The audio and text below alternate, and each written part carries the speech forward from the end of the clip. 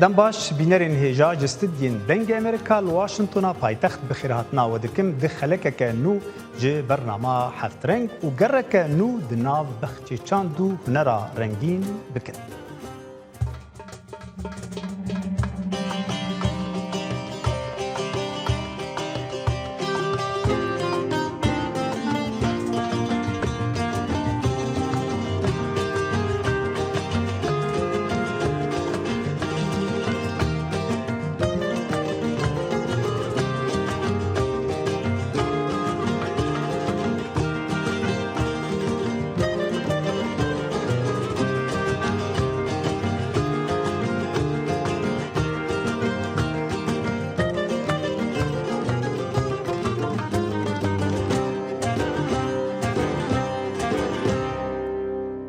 بینرین هجا د روژا پنجشنبه ده 20 جوتمه ده هنرمند شیوکار اسماعیل خیاط د تمنی هفته و 8 سالی ده لباجار سلیمانی کوچا داوی کر اف هنرمند گو کدک مزن لپاش خوهشت او سال 1944 لخانقین جه دایکویه. اسماعیل خیاط هنرمند کی گلکی بالکش بو گوی کاری بو دریا هنر ده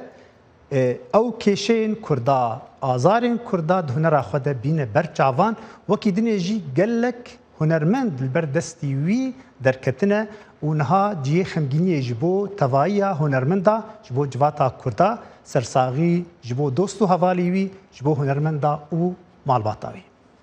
بینرین هجا ام هر نیویورکی نیویورکی فستیوالا فیلمین کردی یا ششمین لدار کرد گو ج 14 مه تا 16 جوتمه بردوام کرد 21 فیلمین کردی بشتاری و فستیوالی بون. هر وهاجی خوارن و جلو برگن کردی جی لیهاتن نشاندان و پیشکش کرن. لنیویورکی فستیوال ششان آ فیلم و چاندا کردان به برنامه که 3 روزی هاتل درخستن. د فستیوال دا به تیوی نشاندان فیلمین دریش، کرت فیلم، بلگ فیلم، موزیک، خوارن کردان جی جبو تماشاوانان هات پیشکش کرن. د فستیوال دا 21 فیلم و پرتری وان فیلمین در هنرین کرد بون هاتن نشاندان. هر وها فستیوال ایسال جبو بیرانینا جنا امنی هات پیشکش کرن. ام دخوازنم هر کسی بینم برا و سراسر شعبان ورن بخیر ورن و ام دخوازن هر کردی ببینن هر کرد دوی فستیوال دا بین فستیوال تنه نامه اهمی کردانه و هیویدارم کو امی هر سال زیاده تر کرد ببینن و زیاده تر ملت ابکا نامه و گلجی ورن ویاج و گوونده خو بگرن فیلم خو تماشا کن و شاندو فرهنگ خوش نزدیک و ناز بکن و جه دور نکن.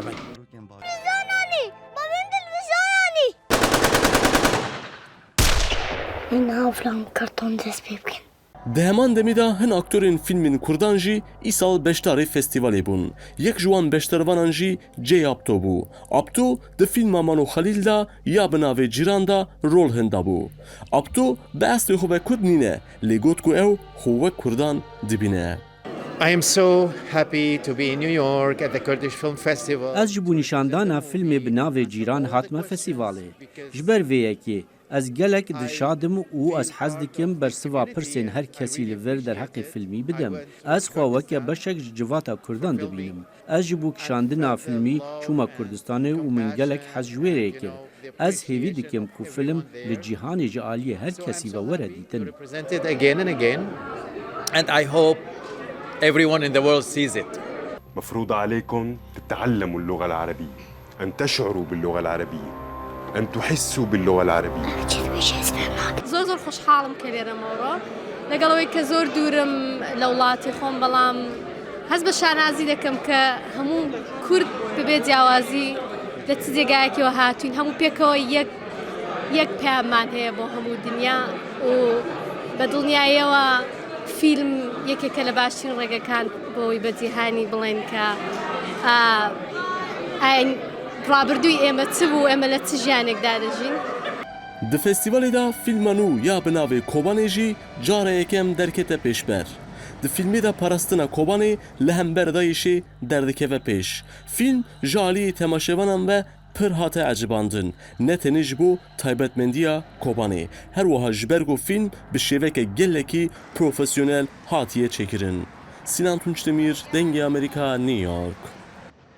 بنرین نجات درباری فستیوالا فیلم کردی لنیویورکی و ساله هنکی جوازی هبو گو خلق چونه سینما وکی دنیجی فیلم نه ل فستیوالی هاتن نشاندان. سینان تنج دمر پیامنیر مل نیویورکی لویدا آمده بو. راپورتک جی وک ودیت راپورتا برینها راپورتاوی بود درباری فستیوالی ده. مخصوص گو بهتر هنک زانیارین ل درباری وی فستیوالی ده. تایبەتمەندیە وێ فستیڤالێ وێ ساڵێ وەکی نێژ خەلکی گۆلێ ئامادە بوون ئەم بێژن بە تایبەتیژی خەلکێ بیانی یانژی خەلکێ نیویۆرکێ چاوە ئەم هاتناوان چووناوان ji بۆ vê فستیڤالێ چاوا بوو و ئەوژی وەکو کەسێکی گۆل وێ دەدژی نەڕیناوی یا تایبەت دەرباری vê فستیڤالێ چاوایی سینان gelek spas بۆ بەشداری بووناتە هەفترەنگ مخواست گۆ ئەم هەنێکی بێتر لەسەر vê فستیڤالێ بەئاخەvin ساڵێ چینی دیسانێژ لێ ئامادە بوو لێ بەلێ ساڵی چینی ji ber کۆرۆنا gelekî qerebalixtin nebû çûn û hatin rawistiya bû li vê salê deriyê xwe li ber xelkê vekirin ça bû ev sala hanê cêwaziya wê li salê berê de Belê dem baş Loxman wekî ku tê zanîn em bêjin festîvala çand û fîlma Kurdan li New Yorkê ev cara sala şeşan bû hate lê darxistin bayeveyeke em bêjin girseyî her ku diçe mezintir dibe her ku diçe bêtir zêdetir mirov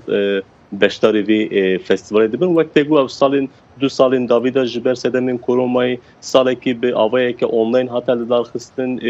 sala par em bêjin gelek mirov tune bûn lê îsal em bêjin gelek kes hatine vê festîvalê festîvalê da fîlmên gelek nû hebûn ew em bêjin fîlmên hem kurtefilm hebûn hem belgefilm hebûn em fîlmên dirêj hebûn ji bo temaşevanan yanî ez bêjim ev festîval armanca festîvalê ew bû ku çand huner û sînemaya Kurdan bînin gel hev wekî ku tê zanîn mesela diasporayeke Kurda heye ev rastiyeke Kurda heye Kurd her deverên dunyayê cîhanê bela bûne bi saya van festîvalan em bêjin Kurdên li der û dora Amerikayê dijîn yên ku li New Yorkê dijîn yên ku statên dinê em bêjin Washingtonê Connecticutê Texasê hin mirovên Kaliforniyayê mesela li Kaliforniyayê tu New Yorkê 6 saate mesela dema ku bi teyarî te herî lê mirov hez dikin ku werin gem hev çand û hunera xwe bi hev re par ve bikin yanî em bêjim xwarin ve xwarinên Kurdan jî ji bo mêvanan hate pêşkeş kirin gelek mirovên biyanî jî hatibûn mesela mirovên biyanî yên Amerîkî bûn yên Fransî hebûn em bêjin gelên din jî hebûn hatin wê de dibêjin mesela dibêjin em belê em gelek tiştan dibîzin derhexê Kurda çanda wan lê em li vir bi çavê xwe bi awayekî kesane em li virin û em dibînin ku çand û hunera we çawa birêve diçe fîlmê hez dikim tiştekî behsa fîlman bikim fîlmên gelek başî Sinan ez ê te qut bikim ji ber got taybetmendiya vê salê yek jê tiştek hat pêşî ji ber kuştina jîna Emînî ew keça Kurd ya 22 salî goana bûyê em bêjin nûçeya serekî li gelek medya cîhanê ve û Kurd jî pê mijûl bûn rastî got festîval weke Slavek ji bo xatirê giyanê jîna pêşkêş kirin û ya dinê jî me bala xwedayê got Kurdên Rojava ya Kurdê Sûriye ciyekî taybet ê girtibûn filmê destpêkê filmê cîran bû Êman û Xelîl û filmê Kobanî jî got cara yekê li vê festîvalê yan tê ber em bêjin ser ekrana ya sînema Belê tiştekî gelek balkêş te got ya yekem ew bû ku di festîvalê de em bêjin cihekî taybet ji bo jîna Amînî çêkiribûn wênê wî danîbûne li wê derê her wiha hin em bêjin gul jî danîbûne li wê derê û rêvebirên festîvalê ev gotin got yanî armanca me belê rêvebirina çand û hunera Kurdan li vir lê festîvala îsal em bi navê jîna Amînî ve birêve dibin ev jî ji bo wekî te jî got ji bo taybetmendiya em bêjin jîna Amînî ji bo Kurdan ev tiştekî gelek girîn bû gelek mirovan jî ev dema ku dihatine hindirê sînemayê ev cih didîtin her wiha wek te got dema ku em behsa fîlman bikin gelek kurtefîlmên em bêjin taybet hebûn lê vekirina festîvalê bi fîlma Mano Xelîl wek te got cîran cîran fîlmeke pir taybet de divê filmê da mesela derhenêr balê dikişîne li ser Kurdên ku li Qamişloyê mezin bûne em bêjin malbatê li wir zarokên li wir li filmê da em bêjin taybetmendiya filmê û em bêjin babeta filmê bi çavên zarokan ve tê ditin mesela li wê derê tiştek heye mesela mamosteyekî Ereb tê gundekî Kurdan لوی دری زارا فری عربی دیگه به لزار امبیجن زاروکان اسیمیله دیگه اوی اسیمیلاسیونی به چاوین زاروکان مانو خلیل با آوایی که سرکفتی در دخپش اویجی گلک بالکشان امبیجن فیلمه که گلک ریاکسیونه که گلک باش ورگرد هر وها وقت گو فیلم کوبانی جی گلک بالکش بو جبر کو کوبانی جبو کردان چه کی تایبت ده یعنی امبیجن هر پارچه امبیجن ولاتی ما تایبت لی کوبانی وکی کتیزانی سالین داویدا دناو دجولیه که پر مزن دا هات امبیجن لهمبر دایشی لهمبر امبیجن چه بیجن جبو جنان به تایبتی جی جبو سرکفتن اوان تجه هیکی تایبته گلک سپاس جارك دنيا سینان بو خبات انت قو تجمر تشتي نيويورك تتيني بردستيما فيدا واشنطن وام جي بيشكيشي خلكي خودكن گلک سپاس جارك دنيا سركفتن جبوتا وجبو فستيفالا فيلمين كردي هيفي دارن قو صالي تي باشتر ببه وخلكين بيتر ورن بشتاري فستيفالي من هر شاد دنگ امریکا جافکانی کا په باوریان و چو آگاهیان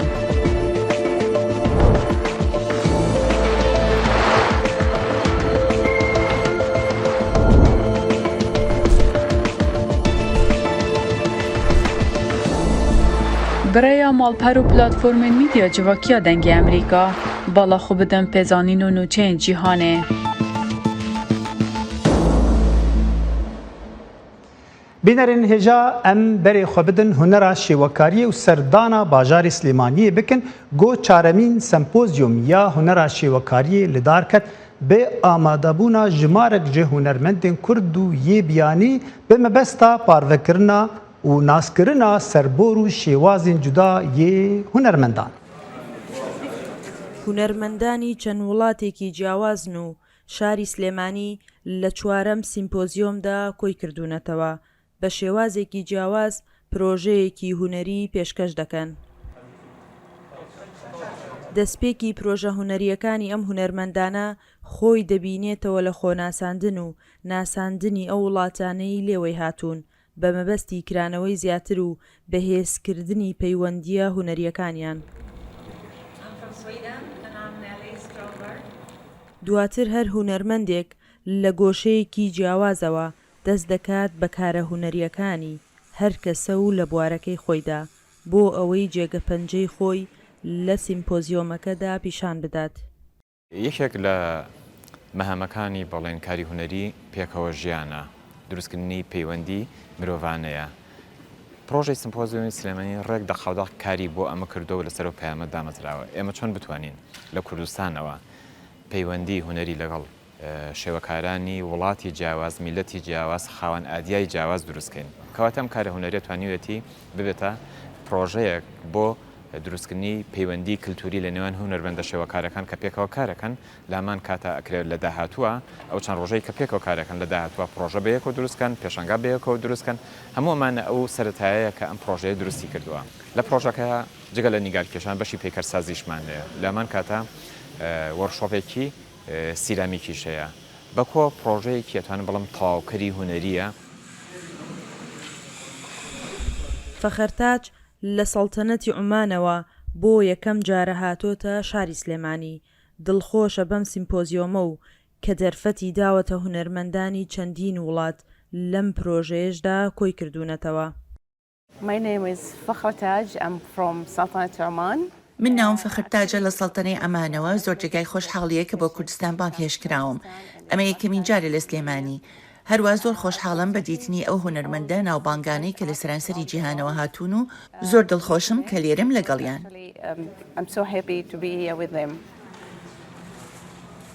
ئەم پرۆژە هونەریە ئەزموونێکی نوێیە لە هەرێمی کوردستان بەوەی هونەرمەندەکان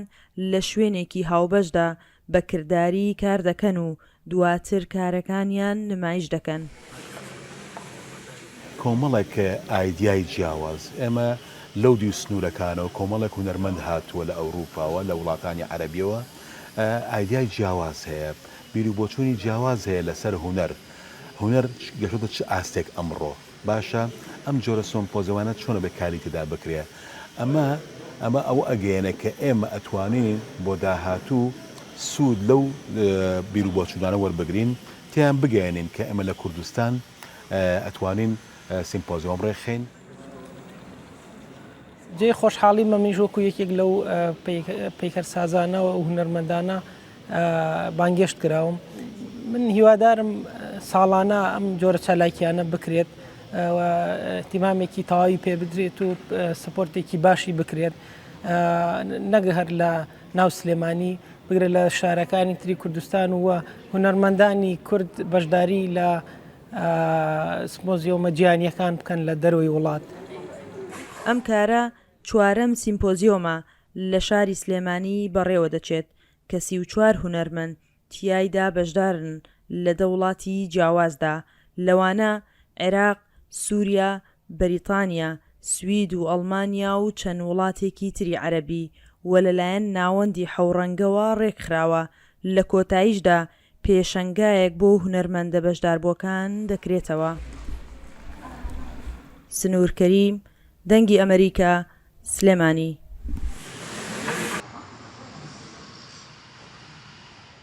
لە باژارێ دهۆکێ jî hunermendê ciwan Alan İdrîs hewl dide gocihê xwe di nav huner û hunerbendên vî bajarî de bigire ew xwendekarê peymangeha hunera ciwan e li dihokê û li ser projeyên xwe yên taybet xebatê dike him bi şêwekarî him jî bi rengê peykeran.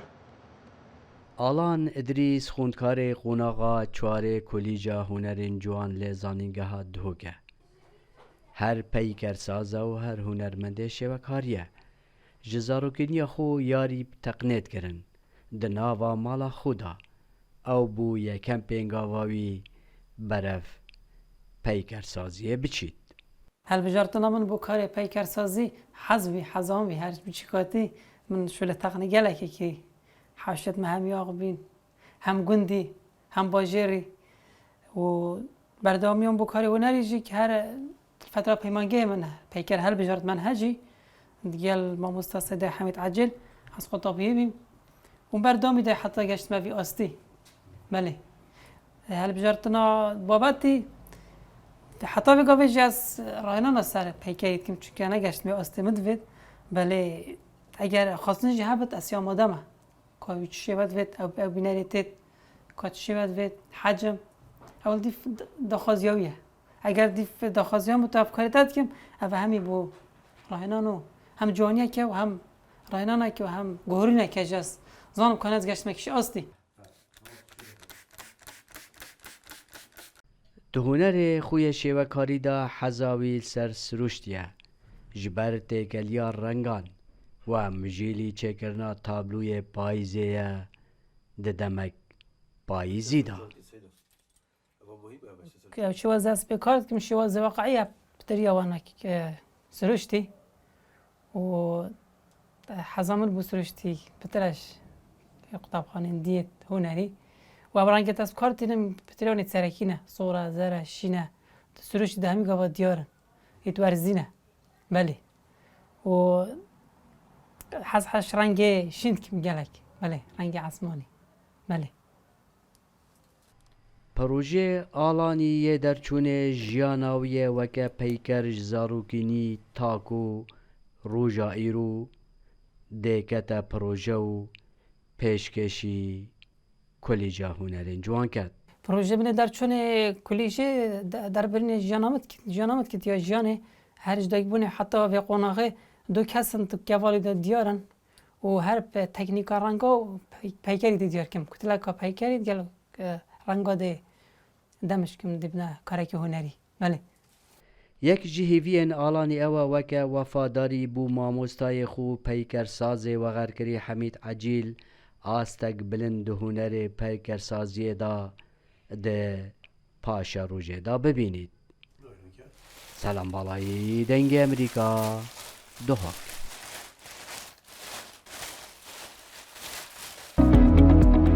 نوێترین هەواڵ و زانیاری خێرایی و متمانە لە فەیسبووکی دەنگی ئەمریکا. بینرین هجا نهاجی امبری خودن باجار باتمان جمارک جی جوان کرد رز فیلمک که نوک بناوی من گو آماده کرنه به در هنری ایا هنرمند دنو گو بری نهاجی سکتشن که نوک پیشکشی خلکی ذکر. ها ماتیلدا رابطه چیروکا کشتره بشه چیروکا چه؟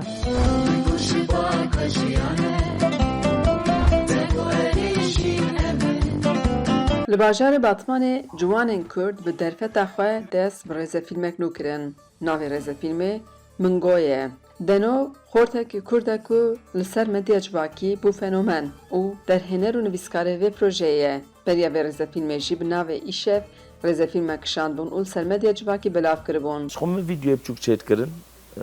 Vîdyoyê biçûk çêtkirin. Dixwastim tiştekî mastır jî em çê bikin. Tiştekî xweştir jî em çê bikin. Gelek kesa dixwastim min ez xwe nebawer bûm got ez hêngî çê bikim mesela beriya 5 sala bê ez xwe nebawer bûm got tiştekî em wisa em ava bikin tiştekî wisa ez xwe ew hêza me tune bû wextê got ev pandemî kete navberê de me şanoyan me hebû me şanoyan xwe betal kir me skêçê me hebûn me got me wa bixne rêzefîlm ما وصل دست بكر ملي مثلا كيف قالك جراحات قالك يجي ما حس كرن ما وصل بردوام كر مد السيزون رز فيلم بنافي ايشف كشان شازده حفده باش ما كشاندن وفيجا جي ام دست رز فيلم كينو نافي مجو كشاني ويتكن ام سيزده باش اتفكر مصا وكسيزونك Hêja gotinê ku ev xebatek bi dilsozî û bi hezkirinê. Kadroya fîlmê lîstikvanên rêzefîlma îşev e li çend navên nû têda zêdenê. Batman vêga mînak gelek naskiriyê me, gelek hevalê min, gelek der û dora me li vir heye. Lîstikvana mesela apê xwe lîstandiye min, keçemetka xwe lîstandiye min, xwarziya xwe lîstandiye min, خالي خوليستانديا حميت ليزن والاستقوانية ما حمي جبرن واشتري ميناك أزبم أوكك لازم مالك لازم جبوي مهكي از اسطنبول جبوي مهكي مالكي بقري ميناك قالك وجان نافاي ترجع قالك بري مزن ابو خازن اما الفر اب هيك مها جيد بهم ابو كام مالا خو بدمن جبوي مهكي دبي راجل مفتي ساڵێکی ڕاژێدا. Çêkirina fîlmek pir giran e ku kar û barê sponsoriyê jî qedek zehmet e. Egîd çêkerê her du rêza fîlman e û behske ka bi çi derfetan fîlman çê dikin. Ev rêza fîlm yani her diçe mastekî bilind dikin. Her diçe mastekî profesyonel dibin. Farqa vê jî îşev wek min got astekadî profesyonel. Ha neş sadî sad profesyonel astekadî profesyonel. İşev tev dildarî bû dibe ku mesela ew تشتاكو خو قرتشي او يعني او انرجي او رحبه رحي حوالتيه بي ياكو ايشاف خو قرش بركو زيده مثلا هيجم تماشتن جانا ام خو تنازي خو بيتكن يا دفر ما تشي خطايا تكنيكي كريه قمره خويات كي قواتشي انجي بشحول قوام تماشت قد فرده زيده قمره رجفيه دليزه فلان يعني شخو ازبجم بشرط بروفيسيونال ما اورز فيلم بكشاندا او خطايا تكنيكيه بنا خلكي زيده يعني امي ببنا مثلا حنكي لسر مديا جواكي انجي جواتا Gulanjî bi rêzefîlma îşevê dest bi lîstikvaniyê kiriye. Lêniha hem lîstikvana Mingo ye hem alîkariya derhênerê ye. Gulanj me ra şîrovetkek bêka rêzefîlmên wan çima ew xwastê hez kirin. Yani bêhtir em ser çîrokên rastîn disekinin mesela dema derhênerê me hevalê me ji deniz dinivîsê mesela gor vê tev digerê. لگور بیرانین خو آنتشتن کودیتی چیروکن بهیستیز دما سنار جنویس لگور و یعنی تشتن خیالی کم تدهنه جبروی که جی گل جر بیانی نامینه نخریب نامینه ناست که یعنی هر کاراکتری که گودلیزه د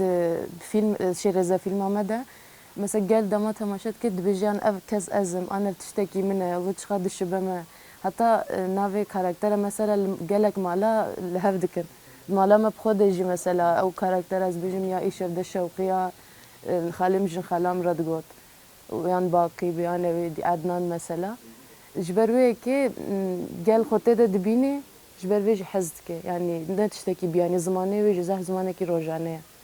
سناریو درهنری چقدر سرکفتی بشی درهنری هم دیمان آنشی افواس گرینگه جانا نقاشید بنج برکو اج عالی تئوری ده هاتم از خوازم وک و پروردهیک مهنین بوی از خوازم بکم لی بس درهنرجی تایبتی بهتر پراتیک دخوازه حتی جمعتی ام وک دلیوی چه دکن و زیده جیم شوا افهمدی نایشین ام حزمتا درهنر دنه شوا درهنر چه بخوازه دبیم ویا بکن و آنها از کارم بیجم ام سکانسین ام بیجن کو همی تیرو که کار بده ام دهل بجیرن جدوه که جیل سکوان فیلمه هنه جداهین جواکی هنه لب گشتی از قط و هستنا کم که از جهه که بیانی و روی جواکی و روی وگران هنری فلان از بینم گلک نزیکیه کم بحث تکنیک ناکم بحث منطقه حاضر کرنه اوید کم از بینم نزیکیه کم چونکی کم زده پرسگریکت ما ایکن یعنی پرسگریکا نتوی ما هی پرسگریکا زمانی ما هی پرسگریکا چاندی ما هی متاكم مقل برسكاوي دا الله هو يدو تقلا آبتن قرب سرسري خدا كتب بيري یک جدی سکوان سرکه جی شانوگر و کمدین اردال کایایه آرمان جامعه بومدگو بکو تماشب که گرک بیجه اف قرکتر آبه منه خاله منه آنجی ناسمه حقیقتا جی ملبن او کامیزان ویدیو او شیروه هر کسی گوتی اف ظلام دمالامه دشه باوه منه خاله منه آبه منه یعنی کو یکی کو جواب آنجی تشتی کو دکن دشیانه خود دکن دل سر سکیچا یانجی سر صحنه تواب بکه تشتی کو زانبن تشانی و بده ضعف کیف عاتد بقى اف کاراکتر دشیانه مدجی هیا ادبه باندورا وی زیده رضا فیلم منگو به درفتن بشوک لب دلسوزیک مزن دو 20 مهدا و سر مدیا جواکی بلاوه به خدیجان فارقین دنگ امریکا دیاربکر مالي لسونغا تخناكي تخناكي بینرین هجا مگر خیا و خلک بداوی کرد تا گرک دن هرشادو بختور بن